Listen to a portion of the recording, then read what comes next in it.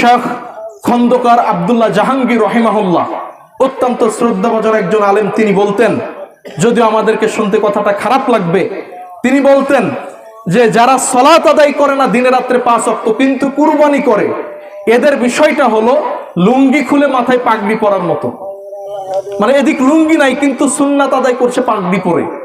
তিনি বলতেন, এজন্য আসলে আপনাকে কষ্ট দিতে চাই না, আজকে থেকে আপনি তওবা করেন যে ইনশাআল্লাহ আজ জোহর থেকে আমি আর কোশ্চিন কালেও মৃত্যুর আগ পর্যন্ত সালাত পরিত্যাগ করবো না। আমরা বলি ইনশাআল্লাহ। আল্লাহ আমাদের সবাইকে দিনে রাত্রে 5 ওয়াক্ত সালাত আদায়কারী হিসেবে কবুল করুন বলি আল্লাহুম্মা আমিন। কেননা আপনার আমার এই সালাতের ভিত্তিতেই আল্লাহর নিকট আপনি আমি মুসলিম হিসেবে পরিচিত হব। যদি আপনার আমার সালাত না থাকে তাহলে আল্লাহর কাঠগড়ায় আপনি আমি মুসলিম হিসেবে পরিচিত হতে পারবো না। আল্লাহর কাঠগড়ায় আপনি আমি নিজেকে মুসলিম দাবি করতে পারবো না যদি সালাত না থাকে। আর